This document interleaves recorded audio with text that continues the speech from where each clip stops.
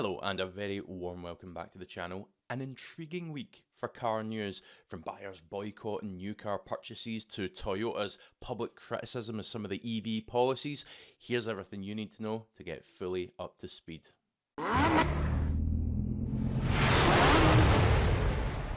we're going to get right into it with this. Used car sales jump as cash-strapped consumers shun new vehicle market.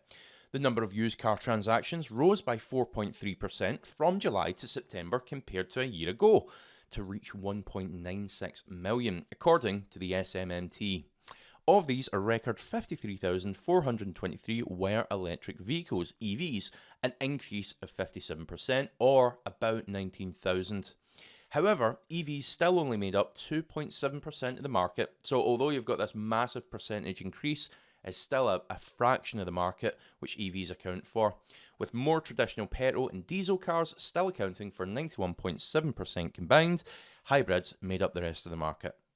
The top 5 used cars sold were the Ford Fiesta, the Corsa, the Golf, the Focus and the Mini. The continued rise in used car sales stands in stark contrast to the faltering new car market, which saw a 4% drop in purchases by private consumers over the third quarter. Ian Plummer, commercial director at Autotrader, the online marketplace for used cars, said there continued to be a strong demand for middle-aged EVs, defined as vehicles that are 3 to 5 years old.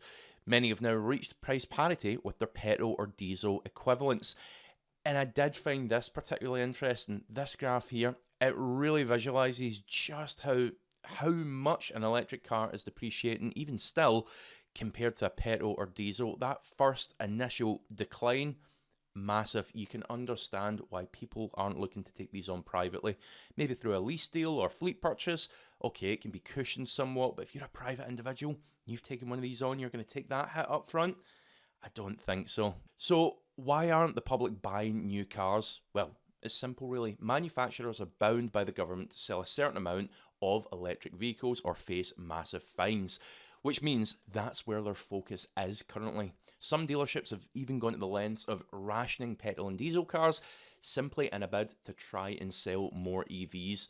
Meanwhile, buyers taking on EVs typically face higher initial purchase costs, higher insurance, especially with the introduction of the vehicle risk rating system in the insurance industry, higher repair costs, and if they don't have a driveway, they may well face situations like this, our second story of the week. Steve Ray, 71, lives in Colchester Borough Homes, CBH, owned accommodation in West Bergholt.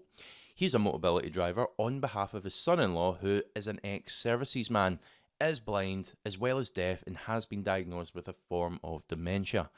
Mr. Ray has discovered after he got his vehicle that the council does not allow a charging point to be installed on its premises. A private charging point would dramatically save money. It costs on average 79 pence per kilowatt hour from a public point compared to 42 pence per kilowatt hour in a private area. Mr. Ray, who lives on a ground floor council flat, said the council has put a carte blanche that no one in CBH flats are permitted to have a charging point. I'm grateful to Colchester Borough Homes for their help, but still nobody has come round to look at the survey, to look at this as an individual case. 6 out of 8 of the flats here could have cables installed without being a risk to public safety. Mr. Ray said he has offered to pay for a trench to be dug in the grass with the cable buried, leading to an exterior outlet on the accommodation wall, which Motability would put in free of charge, meaning there would be no cost to the council. Mr. Ray also said that a community charger would be another possible solution, but this would likely become a race for residents. A spokesman for the Housing Association said it and Colchester Council understand the increasing demand for electric vehicle infrastructure, especially for residents who rely on such vehicles to support family members with specific needs. Now, remember, these Motability cars, they're supplied through the same dealerships, subject to that same strict ZEV mandate, so it's likely that an EV is going to be their first choice in what they try to supply you with, whether or not that means reliance on extortionate public chargers for you. If, like many, you are buying used cars, as we can see the trend is going, this feels like a worthy plug, then feel free to make use of my 15% discount voucher for Vehicle Score HPI checks. This will give you a full history report on any car you're thinking about buying, petrol, diesel, hybrid, EV, doesn't matter, feel free to use it. Now on Friday, we also seen automotive heavyweight Toyota weighed in on the argument. Let's take a look. Toyota executive lashes out at US regulations promoting EV sales. Now, although this is over in the US, there are some parallels with the rulings that we have here in the UK, so it is very relevant. Policies are not in alignment with consumers, COO, Hollis, company reviewing battery production at North Carolina plant. Toyota's Motor Corp's North American Chief Operating Officer criticised the US policies promoting speedy adoption of electric vehicles, calling them de facto mandates out of sync with consumer demand. Noting government support for EVs has been a hotly debated issue in the US presidential election. Toyota North America COO Jack Hollis said sales of all electric vehicles should grow organically without rules penalising gas-powered car sales. It seems absolute sense to me. What better way to perpetuate a healthy market than consumers actually wanting to buy cars? The whole EV ecosystem is ahead of the consumer, Hollis told reporters Friday, pointing to tailpipe emission rules from the Environmental Protection Agency and California. It's not in alignment with consumers. It's just not. In March, the EPA set stringent emission limits to compel automakers to accelerate sales of battery electric and plug-in hybrid models over the next few years to help cap carbon dioxide at 85 grams per mile by 2032. That Joe Biden, Kamala Harris administration policy was a frequent target of President-elect Donald Trump in the run-up to the November 5th election. It's going to be interesting to see how that changes now. Now, Toyota are not alone this week in taking a step back from EVs, with both Bentley further delaying plans and Porsche, who are actually considering petrol variations of their EV range. Let's get a look at this. Porsche now considering gasoline variants of EVs. Having already pivoted its highest volume model to run on all-electric power, Porsche is now considering building internal combustion variants of EVs. V8 Taycan, anyone? We appear to have come full circle on electrification in roughly the same time frame the industry previously assumed they'd become the dominant mode of transportation. Aggressive regulatory mandates in Europe, and the UK will add to that, increasingly stringent emission requirements have encouraged the brand to end sales with the combustion Macan and 718 on home market early. But it was previously committed to pivoting towards EVs as part of its current corporate ethos.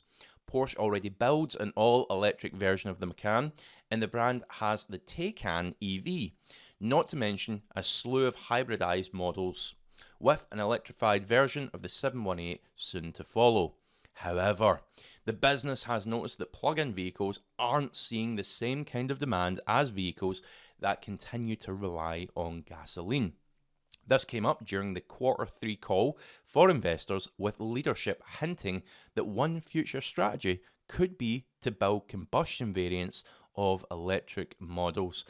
A lot of consumers in the premium and luxury segment are looking in the direction of combustion engine cars. There's a clear trend. Porsche CFO Lutz Meschke was quoted by CarBuzz as saying during a conference call, "When it comes to research and development, you'll see more flexibility in the upcoming years. We will develop new combustion engine derivatives of electrified cars in order to give the right answer to customer demand." And that's just it, isn't it? You can please these mandates as much as you want. You can adhere to the government as much as you please. However, if there is no customer demand, you've got a real problem on your hands. Now, I appreciate I'm only reading part of the way through each of these articles. If you want to complete them fully, I'll include links in the description below. But as ever, let me know your thoughts on each of these stories as well. Okay. Final article that we're going to cover for today comes from the London Fire Brigade, who voiced concerns over plans for a high-rise residential tower being built over an EV bus depot. Let's take a look. So this comes directly from the Fire Protection Association. Concerns raised over proposed EV bus depot under high-rise development. The London Fire Brigade has shared its concerns over the development plans for a high-rise residential block that will house an underground depot for electric vehicle buses. As reported by the community group Saver Edgware, LFB London Fire Brigade has raised several fire safety concerns about developer Ballymore's proposals for the redevelopment of Edgware Town Centre during its consultation process. It will see the demolition of the Broadwalk Shopping Centre and development of more than 3,800 housing units spread across 25 tower blocks. Specifically, the brigade shared fundamental concerns about the structural integrity of 9 residential towers up to 29 stories and a supermarket that will house an underground bus depot. As reported by BBC News, the existing Transport for London bus station will be relocated underneath the multiple high-rises in an underground bus garage that will eventually house 190 EVs. In a letter to the London Borough of Barnet, LFB said, while we appreciate some further design detail will follow, the fire strategy suggests that the bus garage will initially be expected to house 190 internal combustion engine buses, but will later be expected to house EV electric vehicle buses, following agreement on the appropriate fire safety measures with the relevant fire authorities. The structural integrity of many of the blocks above the bus garage are intrinsically dependent on the structural integrity of the bus garage below. This is particularly relevant in this proposal as the potential for so many EV buses poses risks that are not fully understood by the industry at this time. The general expectations of guidance may therefore be inadequate in protecting the structural elements of the garage in the case of an EV bus fire, and therefore may provide inadequate protection from structural collapse to the blocks of flats above. It's a terrifying proposition because, as many of you who know, if you watch this channel, if you've watched other channels which focus on electric vehicle fires, it's just the facts. They are so much harder to extinguish and so much more ferocious than an internal combustion engine fire. An internal combustion engine fire, where we can stifle that and get it out, I'm not going to say easily, but we have means of doing so. The same methods simply do not work on an EV battery fire. And the thought of having 190 of these things living underneath you, yeah, it's terrifying. Let me know in the comments below whether you'd be willing to live in one of those flats. I think I already know the answer though. However, that's all we have time for today. Thank you so much for watching. If you found this interesting, please do hit the subscribe button, hit the like button, and I'll see you for the next one.